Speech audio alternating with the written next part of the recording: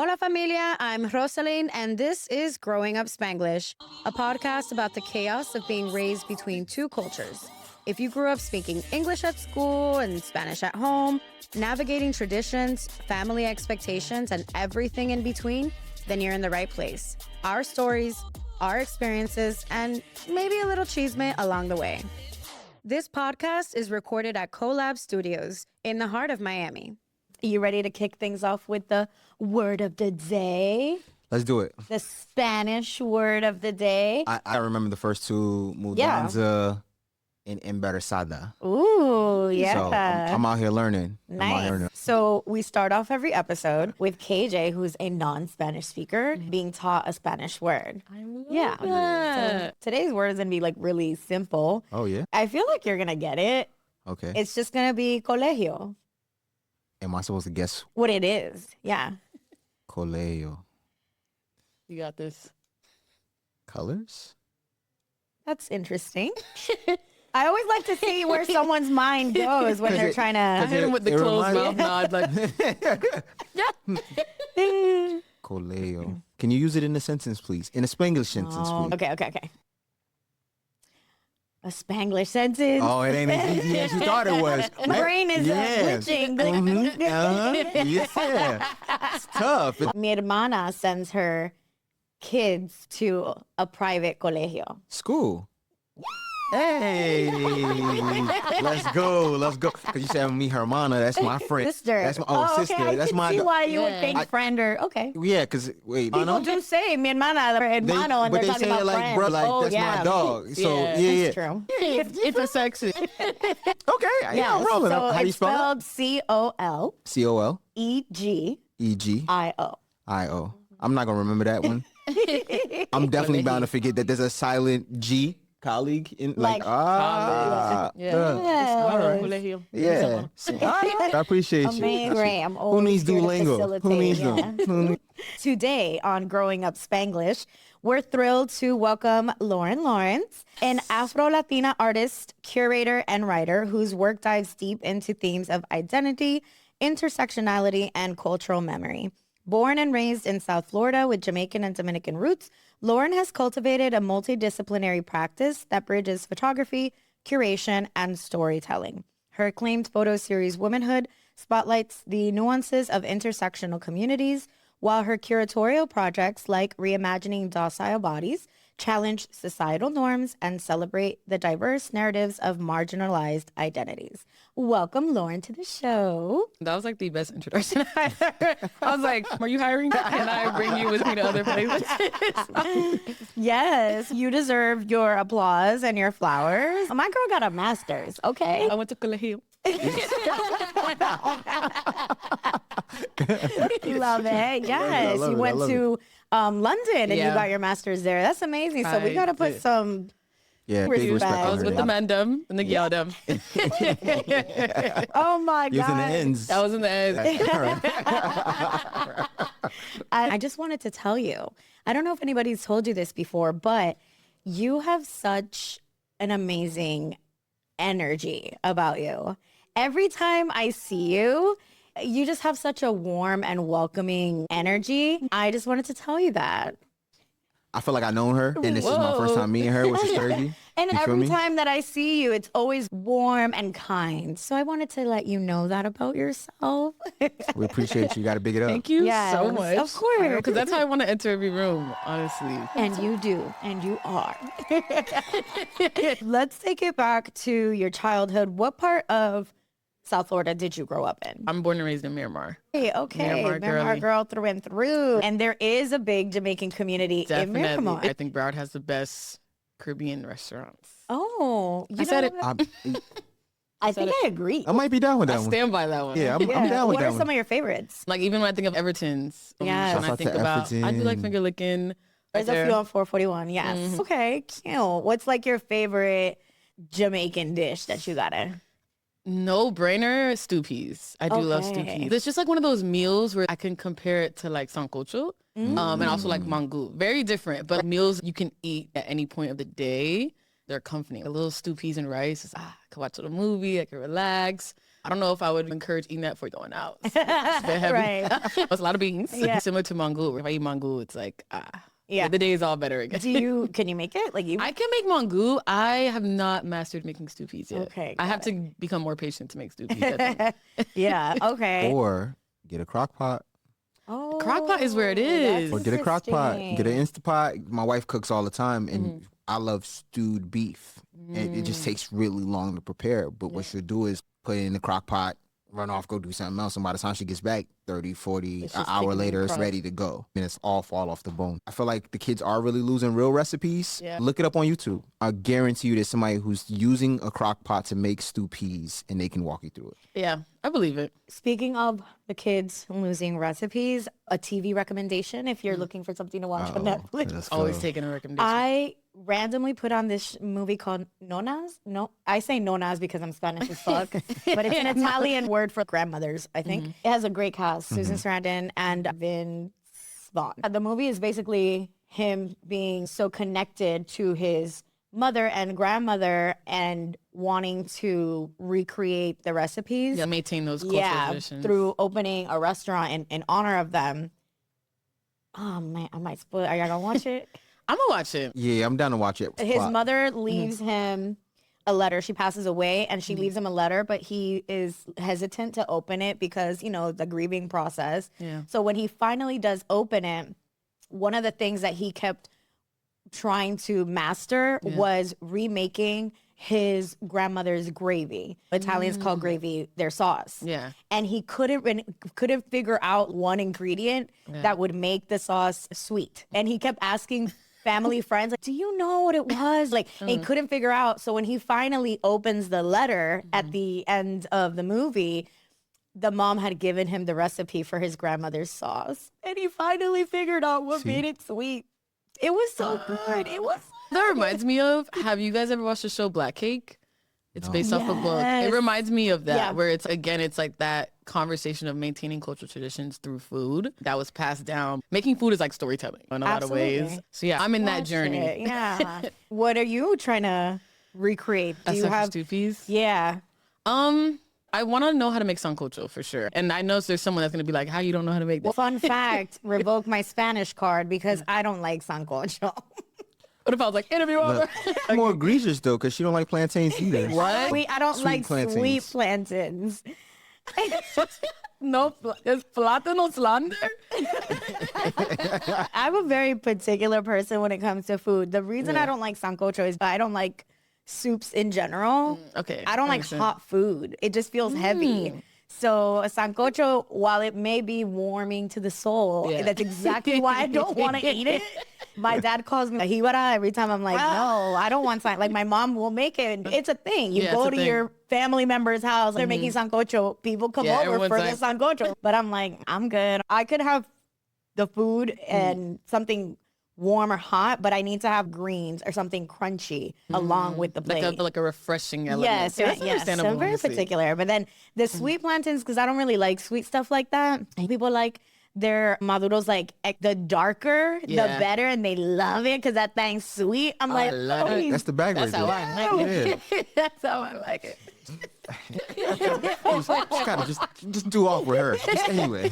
but so you want to learn how to make the sancocho? Yeah, Please. stew pea, brown stew chicken. Yes, these are things you grew up. Yeah, these are things I grew up on, still eating. And it's going back to this maintaining of cultural traditions. I've been really like looking into family archives. And Your own specifically? Yeah, my own. So I've been on this journey now. When I go to either like my paternal or maternal family, I'm Yeah. just like, I'm stealing the photos.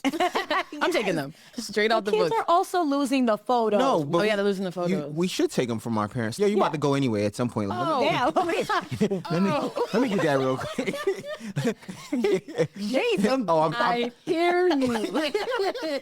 I see what you meant. Get it. He said they're catching dust anyway. I've been taking photos or just being extra nosy lately. Yeah. I even discovered some photographs on my mom's side of the family that my grandmother had notes on the back in Spanish. Oh, I love so it. it's been like, Were they like descriptors? Of, yeah, they're like, she'd write the Ooh. date and then she'd write a note. It's so funny because before I had discovered that with my own photography, like I would usually always have a accompanying note with a series. This is what I was thinking about this day. This is how I came together with choosing the people or just even going about creating the body of work. So to see that like ancestral practice Yes. be like upheld. Yeah. Yeah, it's been really making me think of what are other ways that I can maintain cultural traditions. And I think food is a big part, especially because my paternal grandmother is a chef. That's her life. She cooks on a beach called Frenchman's Cove in Jamaica. I was just watching a Lotto video and she was there. So just knowing that so many people are able to experience food that comes from my family has even more eager to be like, how can I continue that on? Yeah. Now, not just for myself, but other people as Yeah. well. So I haven't been doing too well. I haven't been doing too well. Since I moved back, I'm like, I'm here to eat and not to cook. I'm here to consume and enjoy it. Okay. It's definitely part of my mission lately. Yeah, you know? I love that. And I was thinking as I was reviewing what you've done about the fact that we're both storytellers. And I thought about how interesting it is just the different ways in which we can storytell, because you're capturing a story through pictures. Yeah. She must walk into spaces and observe everything. Whereas in my storytelling is more from the audio perspective. So I'm always in my head observing everything. Like, why are they doing that? And why would they say that? And what does that mean? So it's just interesting the different ways you go about doing Telling your a like story, your stories. How did you even get into photography? How did you decide that was going to be your medium? It's so funny going back to ancestral practices. I almost feel like it was something that so many members of my family did, but they didn't see it as their medium. My grandmother took photos on my mom's side. My mom always was taking photos. Looking back, you're like, Mom, stop. But then now I'm like, thank God you took this. Right. Even in our house, she has this huge Tupperware of photographs. Because I feel like I had my artistic awakening around 11, 12. And I think it's because my mom started taking me to museums more. And that's how I fell in love with being in a museum. Yeah. Because part of my practice is also gallery and museum work. So being in those spaces and starting to draw and do all these things, whether it's physical, using my camera, talking, it's like part of my being. I think with photography, I fell in love because of that idea of documentation, documenting this space and time that I can look back and have this memory, but then you can look at it and it could trigger your own memory. But yeah, I think I fell in love with photography then because it was this way of acknowledging my family in a different way, looking at them through my lens. And as I've continued it on, you like, I don't want to speak for most photographers, but you enter this period where you're like, oh, I'm gonna start making money off this. I want to do freelance, which is so fun because it allows you to collaborate and meet other people and see like kind of what niches you fall into. I like to work at fashion shows or this, and it just always found its way being super personal. I was freelancing and I was like, man, like I recognized that I didn't want photography to be work. Like I didn't want to have to wake up, grab a photo bag, and go around. Which you got two right here. You got two photographers. and I admire the work, and sometimes I miss it, honestly. But then I think about what comes with it, where sometimes it was starting to feel a little transactional, where it was like, here's your deposit, come shoot me. I want my photos by tomorrow.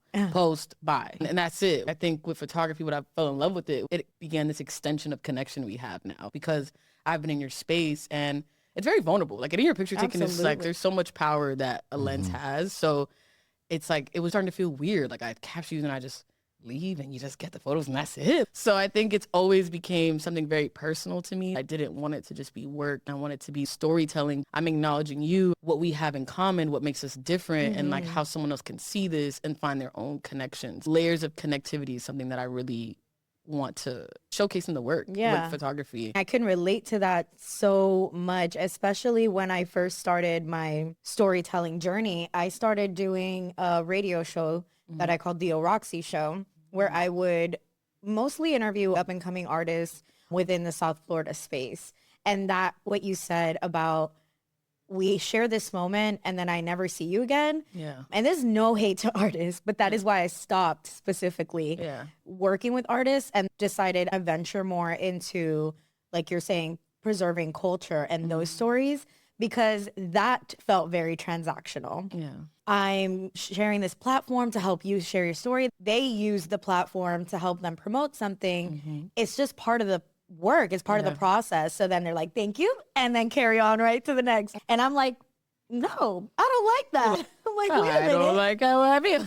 There's always going to be, everything has a transaction itself, right? But I think there's just more tenderness to it. I think this is a tender transaction that we're having right now. Whereas, I've had interviews where it was real like, okay, next question, cut camera. It's interesting to hear that perspective from someone else when you're talking about capturing through the lens. I had some questions because we're talking about photography. I stopped taking portraits because of that. Yeah. I got tired of the client being like, yeah, can you do it out of this? And you're like, I can. Yeah.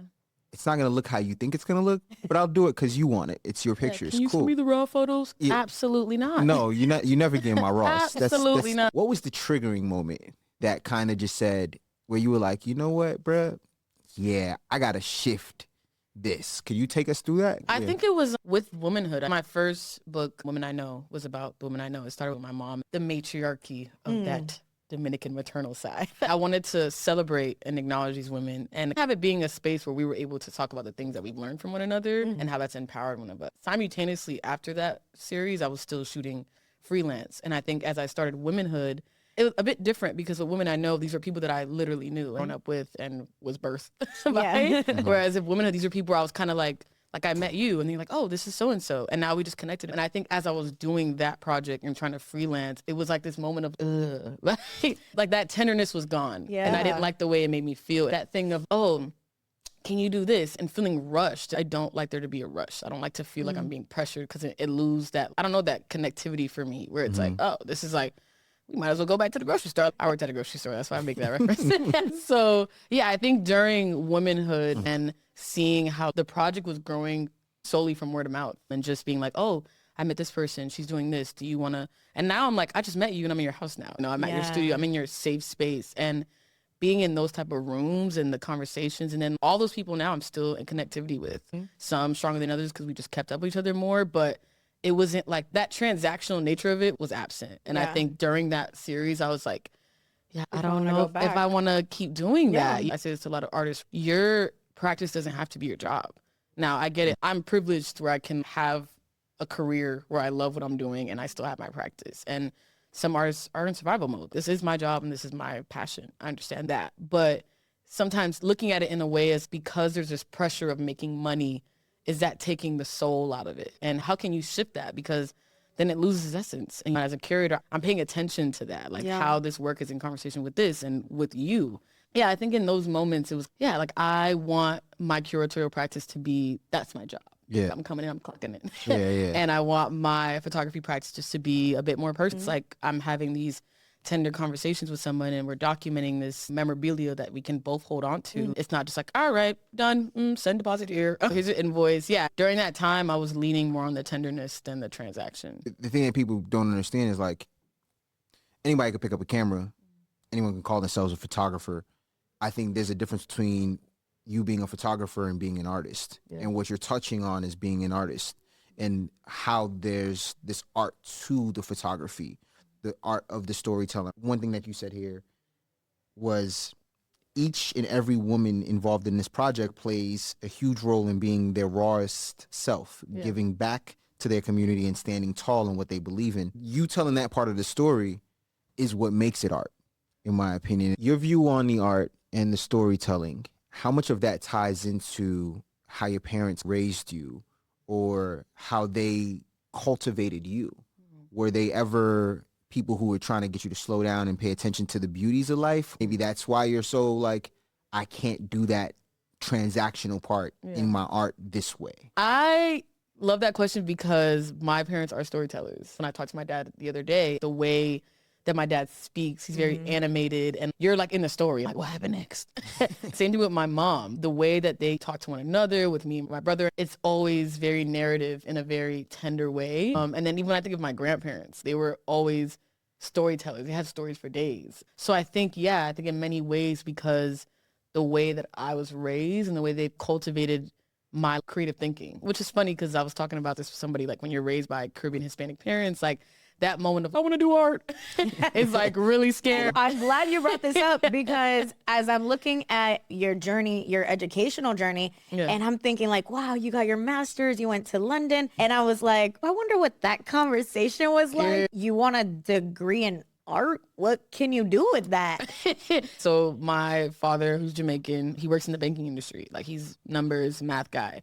So I think the biggest conversation was with him. My mom always championed what I was doing. It was just more so of, is it aligning with your purpose? Like I think my mom is really big on like shadow work in a lot of ways. We want you to be successful, but is this what you really want to do? Our parents are aging and at some point you have to take agency of your life. And I think that like I'm blessed and privileged. That was instilled in me at a very young age. Like you have agency now. You can't go out here running rampant. But she always championed that. My dad did too, but as my dad is a numbers guy, he's okay, but how does this all fall into place? Right. So I first started off at FIU as an administrative and management major. Okay. Lasted a month. So yeah, I remember coming to him being like, I want to do art history. And he was like, okay, like what comes out of doing art history? And I was like, at that time, this was like years after I've had my first museum internship. So I literally at 16 learned what a curator was for the first time. Got it. And I was like, ooh, like that sounds like something I'd want to do. So learning that I'd have to learn art history and all these different aspects, I was like, all right, this is why I want to do this. And then the funny thing about it is, like, I switched art history. I failed my first prereq class. So he's like, yeah, sure. What's going on? Because I'm not convinced. And at the time, I didn't have a scholarship. So my dad is paying this in full. So he's like, don't waste my money. Yeah. Got my act together. Because this is a freshman year of college. Right. Looking back, I give myself grace because it was a new level of independence that I've never had. I lost the plot a little bit. And then, funny enough, during learning art history, you're able to take art studio classes. And I fell in love with it. I fell in love with making art more than learning art. I had to go back and be like, so Dad, I'm actually gonna switch again and do general arts as my BA and have art history as my minor. And then I actually picked up a journalism certificate. So yeah, it was tough with that conversation because it was like, I really wanted to prove it to my parents, but to myself that I can make this happen. But it was scary because I'm like, I'm not looking around and seeing a lot of people I know like me. Yeah. I didn't see that representation at that point. So I was like, can I make this happen? Am I going to have to switch back to doing something? I think that moment my dad taught me a lot. There's going to be several rooms where you're going to have to really stand on what it is that you want to do and the person that you want to become. I think in many ways, that's what he was trying to instill with me, but he was also like, I'm paying for this. So what am I paying for? And then the master's was the same thing. 5 years prior, if you would have said, I'm going to grad school, I would have laughed in your face. Why am I going to grad school? But I had this moment of realizing that there's so much about curating that I didn't know. And I wanted to invest in that part of my practice as I felt like I invested in photography. And I'm still always learning. I am not the master of anything. Yeah. Besides getting up.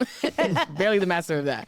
So with that, it was still a bigger risk because now I'm moving across the country. Across the pond? Across the pond. And there's so many finances that came into that. The word loan is banned in my house. But I was willing to take that risk. Yeah. So it was having to sit with him and be like, this is something that I think is going to really propel me.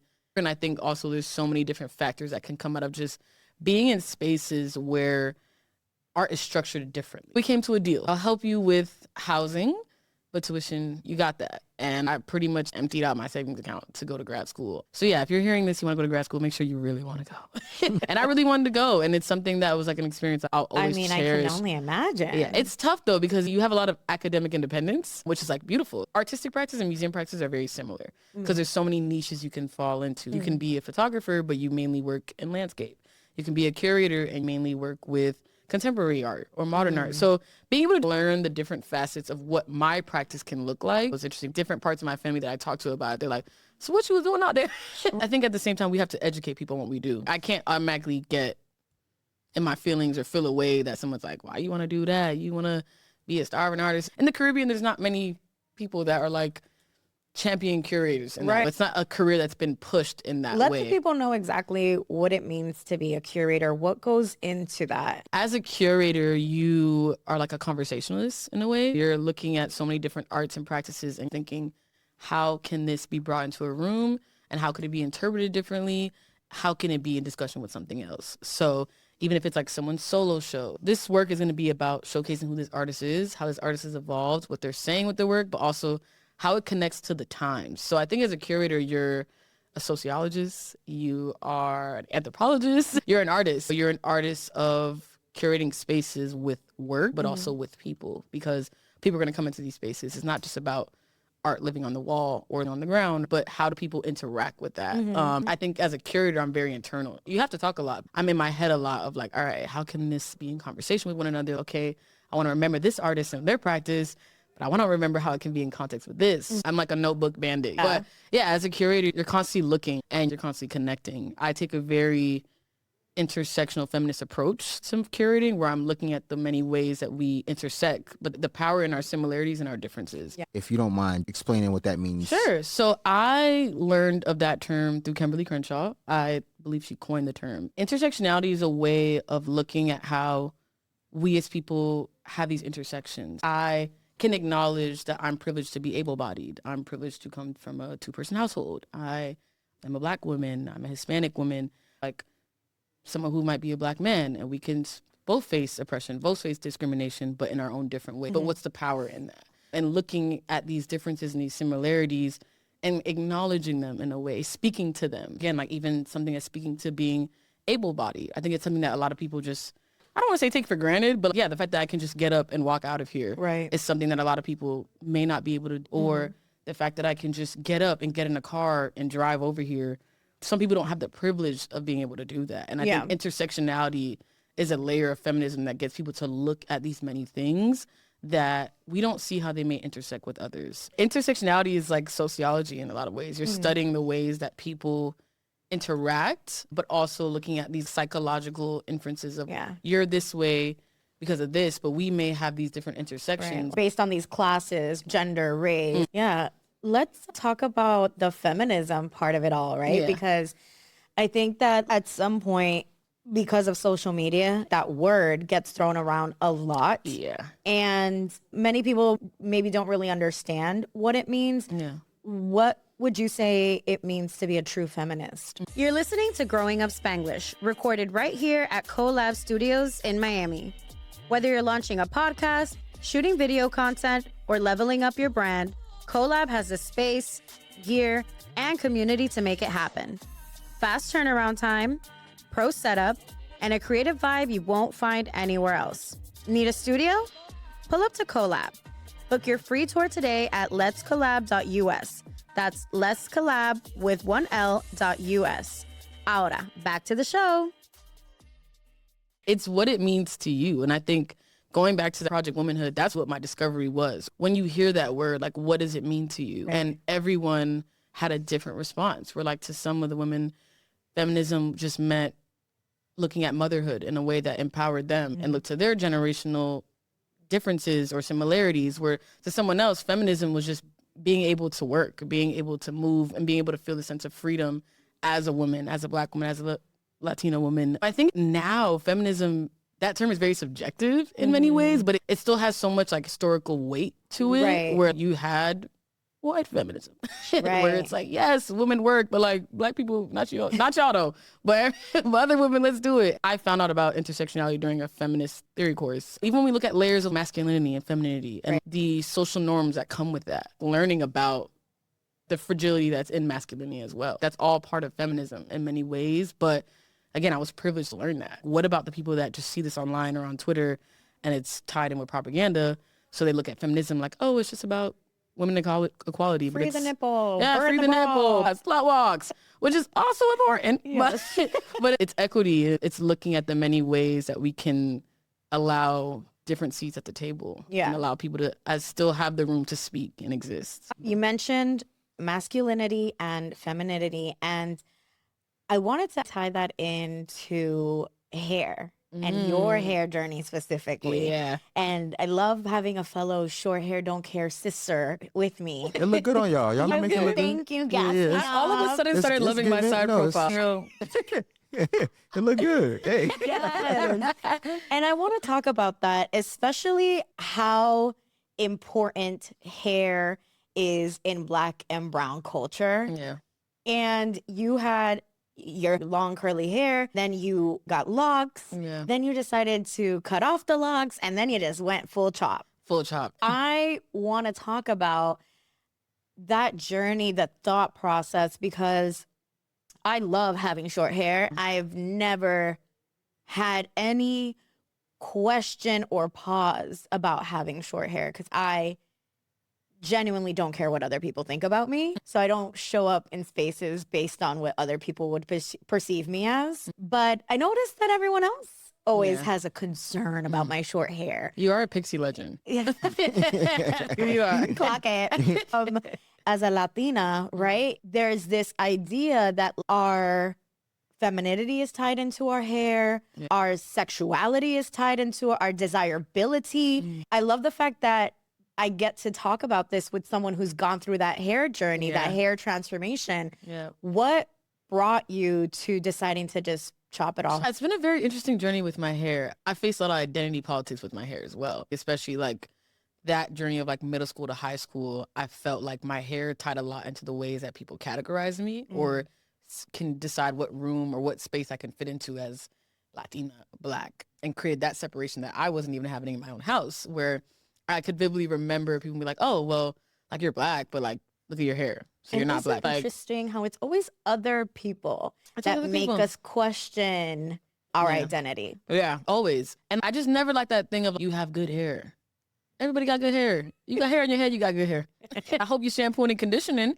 It's good hair. So like that always just made me feel weird because it almost felt like in those moments as a child, it was like my Blackness was like a little lesser than because of just my hair texture that I did get from my maternal side. But my mom is still a Black woman, even though she's Dominican. That's her ethnicity and her race. I think through that journey, and also just not knowing how to tend to my hair. I think as a young Black girl, you go from that transition to like mom doing your hair, yanking the scalp back, to, oh, I got to take care of my hair now. Like I got to section out time to tend to it. And I think I didn't have the capacity to tend to my hair that it deserved. Looking back. You had a lot of hair. I had a lot of hair. Yeah. My neck was constantly hot, constantly. And when it came to locking up, I do always wanted locks, but I always considered it like my retirement plan. When I retire and I'm living in Jamaica, I'm going to lock up. During 2020, as we're all losing our minds a little bit, I was questioning that. I'm like, why? If that's something that I want to do, why not just lock up now? And I loved my lock journey. It was just being able to see how strong my hair is and how my hair can take shape in so many different forms. When you lock up, you see this whole other part of your hair that you're like, oh my God, like we can do that. We can hold this weight. I didn't have the patience to tend to that, but then your hair becomes heavier with locks. I looked at it in a very artistic lens, being able to see my hair twist into one another and new growth coming out and just wanting to be intertwined. It was fun. It was exciting. I felt like I awakened this new level of femininity that I didn't think I had internally, but then I reached this plateau. Some people cut their hair and they lock up.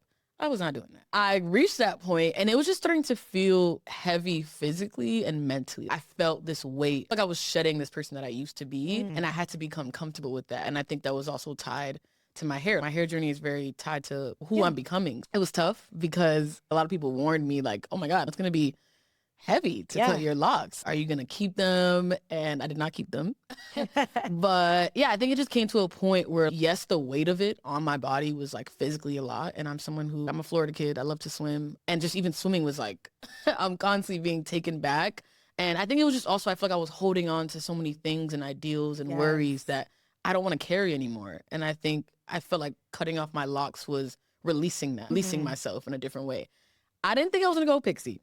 That was not the plan because I had cut my locks, but because I wasn't ready to go pixie, I had my grandmother and the hairdresser comb it out at 4 inches of hair. And I loved that. But also my grandma was like, she didn't really want me to have locks to begin with. So she's like, you need help? I like, you want help? I'm there. When she cut that first lock, bawling. I was like, oh my God, what am I doing? Because then it hits you. It's almost like I felt like I was watching my past self leave my body. Physical shedding. Yeah, physical shedding. I just see my grandma in the corner.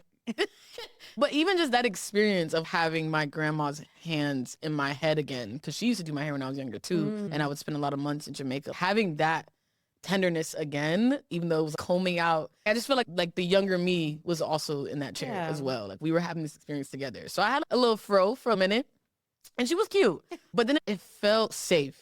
The fro felt safe, and I was like, we're not doing it. And I had so many of my friends that were like, I feel like you could go shorter. And I was like, I'm not ready. I don't even know what my head looks like, really. I'm like, what is that going to feel like? And it was, I think a lot of it was, there's so many fears that I have. It's funny because I've registered that some people look at me and the way I navigate my practice as like, oh, you're just doing it. But you don't see the parts where I'm like fighting for my life. So going pixie was just jumping through. Let's do it. What can happen? And I think since I went this short, like the freedom, I could feel every breeze on the back of my neck and it feels fantastic. But I don't know, it's allowed me to show more of me more. I feel like I was someone that did hide in my hair a lot, especially when I had my curly hair. I would purposely put it to the front so I can hide insecurities that I felt with myself and I'm still navigating. Whereas this cut is, I'm here. Like to me, it felt like a power move. And my mom has always had a shortcut. Now we're like twins. It's hilarious. I even just went to my chiropractor and he was like, I thought you was your mama. Mind you, my mom has a blonde pixie. So I'm like, interesting, being able to look like her in this way. When I did it, she was like, I told you you're going to end up coming to this side. I was like, and I love it. And I think I want to keep it like this for a minute, honestly. I don't know when I will grow this out. Sometimes I miss it. Sometimes I'm like, I want to do a little slick. I want to just, but yeah, you just want to brush it back. There's nothing there. Yeah. But I do love it. Even to be funny, it's like falling in love with my side profile and different parts of me that I feel like I didn't always really show because my hair was my shield. And now I'm like, I'm here. Hello. Yes, I love that because I don't think people understand the amount of emotions and just like you said, what's in your hair. So when you do cut your hair, I wonder if men have this. I don't think men have this feeling. Hi, I'm now bald. He said, "Hi, I'm bald." Hi, I'm now bald. Well, yeah, that was usually they say when a woman decides to cut their hair, they're going through something. I had long hair my whole life. My cutting of my hair was a rebellious act. Like I had virgin long hair. I wasn't allowed to dye it or do anything to it. Like my hair was up to my butt. Like my prom pictures have super long hair. The very first thing I did when I graduated high school was tell my mom we're going to the salon. I showed the hairdresser the picture of Victoria Beckham. This is like 2006. And she had that blonde. Oh, she had that like very sleek blonde. And my hairdresser, her name was Chiquis. She looked at my mom. She grabs the picture. She looks at my mom and she's, are we sure? Yeah. And my mom's like, bueno, eso es lo que ella quiere. But that was like my stamp of I'm not a child anymore. I've graduated high school. It's an essence of freedom. Yes. I chopped it. I donated it to Locks of Love. I did donate my hair, chopped it and went blonde. Yeah. I wish I donated my locks. I had a ceremony for them. It felt very Pisces coded, honestly. I purposely wanted to cut them in Jamaica and I wanted the locks to live in Jamaica. Okay. And I was like, at first just tossing them. And I was like, this feels weird. Yeah. I feel like I'm littering my hair. And then I ended up saying almost like a seance to myself. And just saying goodbye to that part of me. And then I tossed them in the ocean, actually, like on a little mountain cliff. And it felt... like I would want, if I can exist in an ocean in some way, I would love that. Yeah. You know, this is an ocean that I've drowned in. This is an ocean that I've fully learned how to swim in properly. This ocean already had so much of my memory and history that I wanted my locks to travel in it. It felt very spiritual. Yeah. But when I tell people that, they're like, so you dumped your locks? And I'm like, I wouldn't say dumped them. I wouldn't say we dumped them. We had a moment and they flowed into the ocean. I feel that having short hair is so much more empowering. Oh my God, it's everything. It is very much. And then I have this theory. Follow along on this journey with me. No, my theory is that women who have short hair, we're intimidating to men because it's very much, I don't care what people think. I'm not hiding behind my hair or my femininity isn't tied to my hair. And I feel like that's so intimidating to men that most men probably are not pursuing women with short hair because we might be hard to tame. I agree. I agree. I think it's funny that when people see you with a shortcut, they're like, keep your head up, baby. You're going to be all right. Like, damn. And that happened when I first got in short. I had went to, I think it was like New Year's party or Christmas party. And I met this woman there and we connected. She was like, you rocking that shortcut, girl. Keep your head up. You're going to be okay. I remember I was sitting there looking at my like, damn it, I said I'm gonna do it. I feel like with men, when they go bald or they cut their locks, there's not that conversation of like, yeah, they went through something, so they freed it. It's more of like, yeah, he's cleaning up or something. He's cleaning up. But with us, it's like, you gonna be okay, baby. Like, what do you think about that? Oh, man. Put me in a hot seat now. Damn. I'll say this. As someone who was for a long time struggling with my hair, I did everything I could to try to maintain it because you have this image of yourself and what you believe you're supposed to look like as you continue to age. And I always thought I was going to be a silver fox. I thought I was going to have the full gray hair like Rick Fox. Oh, damn. The gray, handsome guy. And I'd be like, oh, damn. So when it started to go, I was like, nah, bro. And I'm holding on to that vision of myself. And then someday I woke up and was just like, you know what, bro? I'm going to shave it this time. And I go to the barber, get a haircut, and have him just clean it up. And it looks good afterward. I'm just tired of it. And I was like, you know what? Let me just shave it. Shave the whole thing. And I'm like very happy I did It unlocked a new level of confidence in me. It was one of those things that for me, it was freeing in that way. I'm not thinking anymore of the vision I had of myself. I'm accepting who I am right now in real time all the way through. I will say one thing. I lost a little weight in order to be ready for the baldy because you can't be fat and bald. Yes. If you fat and bald, it's because you got money. Fellas, I'm just saying what it is out there. It's putting your hair comes with like almost like these. You better love your Yeah, face. you gotta love how You you gotta look. love your face. And when people say that, I'm like, somebody else was like, good thing you're good looking, right? And I was like, what's that supposed to mean? But I get what they're trying to say because it's like going bald, getting a pixie, it's a power move. It's like, I'm here. Hello. This is my face. This is my face. Deal with it. There's nothing to shield you. It's not like somebody could be like, yo, your hairline fire. Yeah. Now you just gotta look at my face and accept that. That's all I got. Most you can say to me is, hey, your beard lined up clean. And it is. That's it. I appreciate it. You know what I mean? So it forces this accepting function of yourself. Yeah. I think the short haircut piece, I don't know if other men feel this way, but I felt that way in the last, I've only been bald for 2 months now, Okay. I think. So yeah, or maybe a month, somewhere in that ballpark. Yeah. Happy bald month anniversary. Thank you. I want to ask a question because you were talking about you had some insecurities and you would use your hair to shield that. And to some degree, there was part of you that sounded like you found some resilience through this journey with your hair and through family and even your grandma being involved. Would you say your resilience was self-taught or learned from family?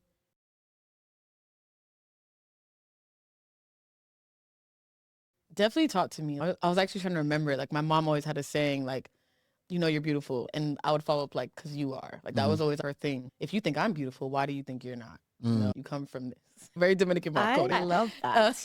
Yeah. I love that. That was our thing. And now as I've gotten older, I recognize that she was already empowering me. I went through puberty pretty early on. Like I had acne in elementary school.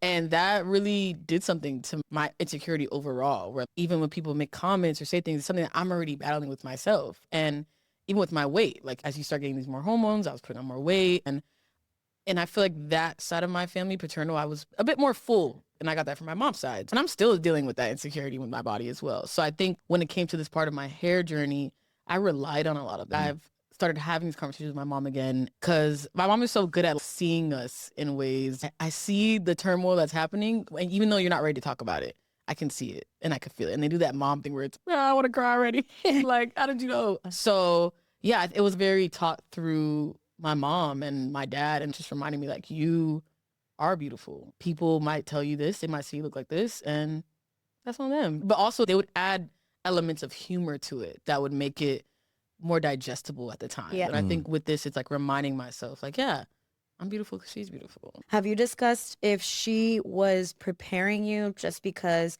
she had a daughter and knows that these are growing pains? I think in many ways she's experienced that too. When she was younger, she was much skinnier than her sisters. She dealt with her own self-insecurity. She's been around as people have commented on my weight or how I look. This still bothers her now. Even if I come to her talking about my weight, I can see it's a trigger for her. She knows where it comes from. So I think it was a bit of her experience at that time, wanting someone to champion that she's beautiful and remind her that it doesn't matter what people say.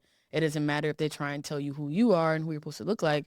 You are who you are, and that's empowering. I think taking from her own experience, but also knowing the world that I was embarking on, it was like, no, I don't want you to depend on some man to tell you you're beautiful. Like, I'm telling you, and that's how that mantra began, of you're beautiful because you are. And again, it goes back into how my practice panned out, of looking towards these ideals of womanhood and how that ties into how we look at ourselves, how we view other people, men or women. So yeah, it was a lot of that, and I'm grateful for that. And I think in moments where I still navigate these, like body dysmorphia is something that has been kicking my butt for a long time. And it's just having to be okay that this is who I am. This is how I look. And why am I trying to fit into these ideals that weren't even taught to me? Like, where's that coming from? And that's the other thing that I wanted to touch on, is because you didn't really question identity until other people brought it up. Yeah. And so issues with like body and just like self-esteem also stems from other people's perception. Yeah. And I think too, like looking back on my own experience, I'm so grateful that I never lacked confidence as a child. Like, I never had those moments. It's such a blessing, especially as a Latina, right? Yeah. And growing up in the US, and how we consume media, not once in my life did I ever wish that I had blue eyes. Yeah. I wish that I was whiter. Yeah. I'm short and chunky. Okay. And it's been like this my whole life. Yeah. But I was never like, I wish I was taller. I wish I was skinnier. Like the things that the European beauty standards Yeah. that a lot of other people around me did experience. When I think about that and seeing how consuming that is, because you know, a girl got problems. Yeah. I'm just glad that wasn't one of them. Yeah. You feel me? Well, like, we don't need to pile that on. Yeah. We don't need to add on no more. No more. So I'm like, man, thank God. And I think about it too, because I'm like, oh, I wonder where that came from. And it's like you're saying, like, for one, my dad was always complimenting me and my sisters. I grew up with 2 older sisters. And my dad was always gassing us up, especially because my parents always did treat us like dolls, if you will. Like, we were always dressed to the nines. Like, my parents would always take us shopping, make us look good. I always remember that when we would come out dressed, ready to go, whether we were going to church, a party, or just a family outing, my dad would be like, mira esa hija mía. Esas son corniel. Those are my girls. That's right. My dad always did this. And you don't realize when you're a child what that does to you. And like, It's already like, so when I instilling grow up, in- I'm like, no, like, you know, you can't tell me nothing. I always think about those things and how it's so beautiful to hear that your mom made sure to start planting that seed for you and that it helped. even with Caribbean families, there's always sometimes, and I'm sure a lot of us experience, where like elders are quick to talk about your weight. Like you just walked in and they're like, you been gaining weight? And it's like, hello Like, to you too. What happened right. to hello? But it goes both ways, because if you lost too much weight, they'd be like, "You're all right." Estás poniendo flaca. Yeah, You you tienes que are comer. right. It's like the first, it's like the conversation starter. And as a child, that always triggered me, especially because it was so different from what was being experienced in my household. The moment I left my house, I was like, whoa, this is how I'm The perceived. safeguards are Yeah, they're gone. gone. And I struggled with that, especially again, like going through puberty so quick, where it's like, why do I have to have this face of pimples and everyone is still getting their strawberry milks and juices and square pizzas and I gotta go get pads? So it was like that thing of feeling like when it came to people my age, I didn't really know who to turn to. I'm blessed that my mom was teaching me that, but as a child, it's hard to hear it from an elder and digest it fully until you're getting older and you're like, wow. But yeah, it's still something I struggle with, like trying to tune out the noise. I think it's only getting harder because social media just is a constant, like, a mosquito. Yes. Someone always saying something. Annoying. And admittedly, I've never lacked confidence until I got into my mid-30s. I didn't have those issues before. I can attribute them to social media because you're constantly being bombarded with not only women that look a certain type of way, but the fact that they get championed solely because of what they look like. And then you have all these ads, just like ads where it's just go get this plastic surgery. Yeah, start juicing. Don't eat. Yeah. Go get laser facials. Go get this, go get that. And it's just like, all of a sudden, something you never thought about, never worried about. Like, oh, crap. I'm not enough. Yeah. And you're like, all these things that are being thrown. I did get into a point where I felt insecure. And I was like, wait, I never experienced this before. I didn't have this issue when I was younger. Like, where is this stemming from? You do have to monitor what you're consuming because inadvertently you're being force-fed. You need to buy this. Yeah. Imagery that's just not real. Like, exactly. photos are always, a lot of photos are manipulated. They're all altered. Yes. To sell. It's all about buy, look like this, do this. And then even like the influencers, the people, the content creators that are pushed, they're also telling you to do something. I even joke about it with my friends because I'm like, damn it, I fell for it. Because like, there's a beauty influencer. I follow her that she's Latina. So I do like to see someone that looks like me and be like, okay, let me see what she does, how she does her makeup, what kind of products. And there's times where I have purchased something because she says that she likes it or it worked well for her. Yeah. And I caught it because I bought this cream. She was like, this is the best eye cream, this, that, blah, blah, blah. Then weeks passed by, bought the cream, forgot about it, whatever. Then That's why I'm laughing. I was like, what? You gonna forget about the forget about it. And then she coming back talking about, this is the best cream with another cream. So I'm like, wait, she got me. I've been bamboozled. That's like, obviously I know that, but it becomes so normal, part of your routine to consume things on social media. That's their job to get me to spend money. So I was just like, oh man, I gotta chill out because it's so easy to just fall for whatever is being sold at you. Yeah. And it's so interesting because while we do live in an age where inclusivity and body positivity is being more spoken about, Yep. we're also living in an era where, because of social media, that voice of insecurity and you're not good enough is even louder than ever. Yeah. I actually wanted to ask you guys how are you guys combating that? What are you saying to yourself? And whose voice specifically are you hearing when you say those things? And the reason I ask that is because your internal voice isn't your voice. I know people think it is your voice, but it's always someone else's voice. Like, you might hear your grandmother, your grandpa, your mom, your brother. Even when I hear I'm proud, it's normally my grandma. That's the voice that says I'm proud of you, or at least the person I envision. Definitely. I feel like that voice is also like my mom as well. Like, she's in there like, girl. And my dad too. They just have different approaches. My dad's more of like, come on. What's going on? What's this about? My mom's more, don't think like that, you know? And I think what I'm doing to combat that is just to get back into things that I really love. For example, I love boxing. I'm not trying to prep for a fight next week. I'm not doing all that.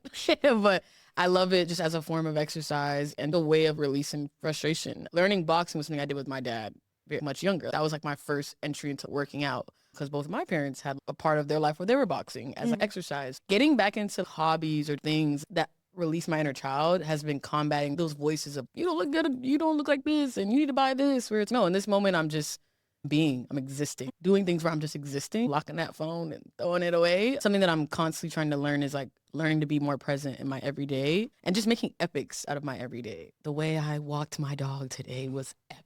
Romanticizing my life in a healthy manner. Yeah. You know? Said don't be doodaloo, guys. Yeah. Oh my God, the mailman just said this to me. I think he loves me. I'm a Pisces, so I do stuff like that. But like just romanticizing the everyday and being present in the everyday. Like, one of my other things is like learning how to be a better listener. How can I be a more better active listener that's also allowing me to be present in the space? So I think things like that, getting into hobbies that ignite this like younger Lauren in me, are combating it. I think a lot of times I hear my mom's voice. I know you're not calling yourself out of it. I'm like, you right, mama. I think the voices are actually everybody that's always complimenting me. Okay. Yeah. If I ever look at myself and I'm like, I don't know about this outfit. I don't know. Oh man, this makeup didn't look good, or my hair is not cooperating today. I hear all those people and be like, girl, you know when you walk outside, they gonna compliment you. I love that. Because I hear my homegirls like, yes, girl. And I'm like, y'all think so that's how I like combat it. Like reminding myself that like, when you go outside, like people are always complimenting you. So what are you talking about right now? Let's go, girl. Yeah. Also, when it comes to social media, listen, me and that do not show me this again button. Friends, we locked in. I use all those little parameters. I block, and I will block like influencers, and because I don't want to see that. No, this is my page, this is my phone. They didn't do nothing to me. I'm not hating. I just don't want to see that content. So maybe I can teach the algorithm. It's funny because in our group chat, my friend Chris, I'll come into the group chat and be like, guys, did you see this? And she'll be like, what algorithm are you on? Because like I said something about the Pope. Yeah. And she was like, I just found out the Pope died. I'm like, it's kind of been like a week. And he's like, what is on your algorithm? And I said, it's working. I'm doing it. Like, doing it. I'm doing it. That meta. Yes, because I'd be hitting that not interested, no, block, like all of it. I took Twitter off a long time ago. And on Threads, though, I hit a lot of those things. And I really do get fed with more positive things. And so I see a lot of conversation that'll be like, oh, here go people talking about XYZ. And I'm like, I haven't seen that. Like, you're reacting to something to the point where I'd be like, y'all are lying. But then I realized I curated my algorithm. I'm not seeing the garbage. Yay, it worked. So that's how I combat it. I like it. I like that we ended up with curating there. Yeah. I want to touch on your curatorial work, what that experience is like for you, where you're starting a net new project. What's your approach, and how much of younger Lauryn are you serving? How much of current Lauryn are you serving? How much of future Lauryn are you serving? I think I've been falling in love with and reminding myself that curatorial work is very collaborative. And I think the way that it's viewed or even taught is like you're on your own. You contextualize the work, you put it in conversation. But even like the recent show I just opened with was a collaborative curation. And I think the way that I look at curatorial practices, I feel like I am feeding all those parts. I feel as if younger Lauryn is being nourished in many ways. She's like, I didn't even think we could do this. Like, we went to London. Whereas if future Lauryn is like, wow, when it came to curatorial work, I always felt like I didn't know enough, or there was something that I wasn't doing or I was missing. Because there's so many elements where it's like, you want to create a platform to show artists. You also want artists to sell work, but you also want to be able to add different layers to the themes that you're addressing. So I think there's also feeding that to current Lauryn, where there's so many things that like I want to have in conversation with people, but I feel like I can sometimes only talk in art. I can show you these works in tandem, and this is what I'm trying to say. And this is what they're all trying to say. And it's like allowing a room of voices to all be spoken. The biggest thing I love about doing curatorial work is what happens when they come, what happens when they're there, and what happens when they leave. What is that experience like? It's like sociology. By being in this room full of this artist's sculpture, how does it make you feel? And I think it does go back to younger Lauryn, because when I first started going to museums, I felt seen in a different way. I can look at this body of work and it triggers something or it touches on something that I didn't even know I could discuss out loud. But here it is being discussed right here on the wall. And then someone comes up to you and now you're talking about it. I'm sure you've been to an opening and you've had conversations. You're like, wow, I didn't think I was going to talk about this today. That is a lot of what curators do. We look at all these interpretive models and think of how the work can be interpreted and navigated. We can do all that work and it's going to be interpreted differently. I can't control how the audiences navigate the work, but I can curate a space where I can allow, for example, like sometimes even the way where the benches in a museum, we want this to be a conversational room. The wall color being this is adding into the layer of the work. It's interesting because as a curator, you sit in like the corporate role. I think they're also artists in many ways. So it's having to find that balance. Absolutely artists. I want to be a tender curator. I want to be that curator you can call up and you're like, can you just come to my studio and we just talk? And would part of the process be that you are constantly looking for artists? Is that part of your job? I say a bit of both. Even now, like I'm helping Rosie Gordon-Wallace, and she has an organization called BBCAI. I'm her archivist fellow. So I get to just be nosy every day and go to her archive and digitize it. I think it's a bit of both, because to look to the present and the future, we have to look to the past as well. Curators are also like historians. I do want to champion artists that are making work now that can actually show up and speak to their work. And whereas if sometimes when you pull from an archive where the artist is no longer living, it changes how it could be interpreted. That work has probably changed since the time that they've even been alive. But it's also like we have to look into the archives of things. A lot of art is recycled. There's original ideas and conversations, but a lot of the way the work is made has been done before. That's why I champion to artists like research. It can change the way people interact with your work, where you're like, yes, this came from me and me only. And they could be like, no, actually, Jacob Lawrence did this. So it's a lot of looking towards our past and things that have inspired us and how that shows up in our now. So there has to be a looking in the archive. I think I've had the opportunity to work with a lot of artists that have made this work and it hasn't been seen. If I can create the space where you're being seen, that's something that I just want to champion as a curator, visibility. So even the recent show that's up now, it's working with makers, like these women artists who have made quilts.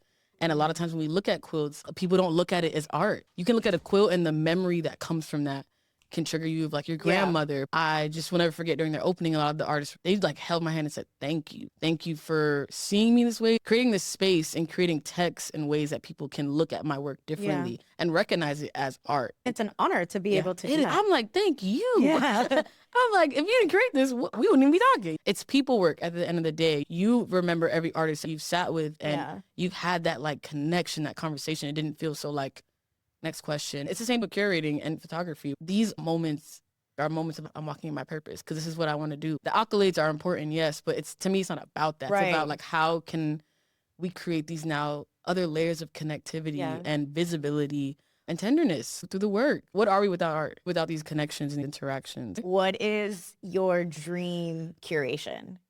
That's a good question. Man, I was trying to. I think my dream creation would be working with artists that I'm a huge fan of, like Lorna Simpson, and then obviously an endless budget to do it all. Yeah. It's hard because I feel like every show I've done has been a dream creation. I love that you brought up Reimagining Docile Bodies. That show's different in many ways. We're talking about relationships to our bodies and what our bodies can do, but also how our bodies can be perceived. There was one artist that used AI and looked at unsolicited penis pictures and how people interact with that. He showed them on these iPhones. Men were so uncomfortable by this work. You're uncomfortable. Imagine how we feel. Exactly. And so many women were so desensitized to it. So it was like, that to me was like, Ooh. it was a dream curation because I'm working with friends. I'm working with people that were like my colleagues in school.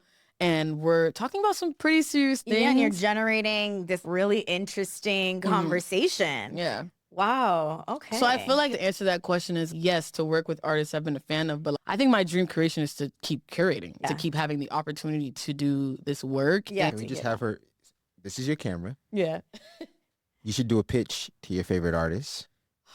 Girl. Yeah. Okay, I'm going to pitch this actually to Zanele Muholi. I had written a piece about her while I was in grad school, and she DM'd me. Hey. I almost literally flew into the universe. She does a lot of work with the tape, and she was like, oh, I'm actually coming down for a show. I would love for us to be in conversation. Unfortunately, it didn't really go anywhere. So Zanele Muholi, I would love to have the opportunity to curate or show your work in any capacity as a solo or in a group show. Dream come true. But I think just to sit with her and to be able to write about your work, write about the person that you are and what it is that you look towards when you make your work. And yeah, just to get to know you. I love you. I love it. Yeah. Yeah, we gotta clip that and send it Yeah, directly. I'm gonna do it for you. Yeah. We're putting it out there.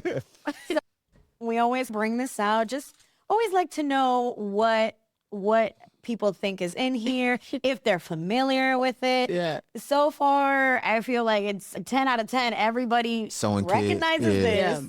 And most people say the same thing is in it. So like, Everything but cookies. so you had one of these in your house too? I think we still do actually. I Yes. found the other day and I was like, what's in here? And it was like thread, coins, pins were in there, paper clips. Yeah. I consider it to be miscellaneous objects. Yes. It's just like such a good container. Like, why would you throw it out? Why would you throw it out? So take a moment and guess and just let us know what you think is in here. In this one specifically. In this one specifically. I almost feel like there are cookies in there. I feel like I'm wrong. Let's see. Hey! Not some cookies, but another little sweet edible treat for treat. you. Usually what's not in here.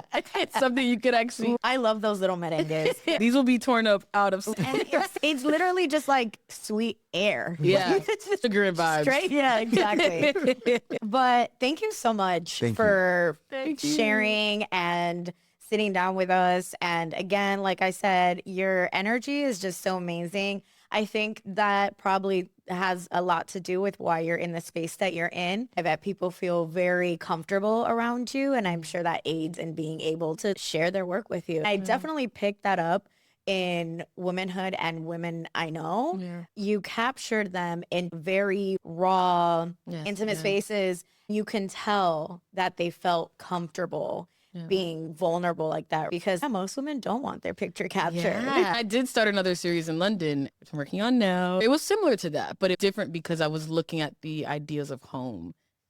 I was having to create or recreate the sense of home in a space that I knew was temporary, which was my student accommodation.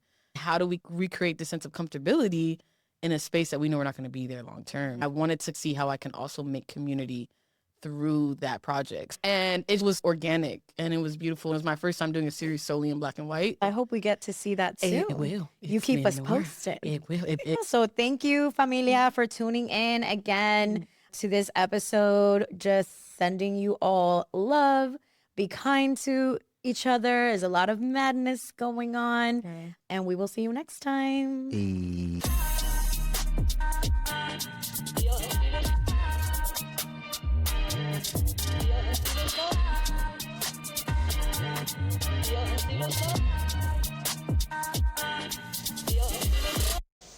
Yo soy boricua.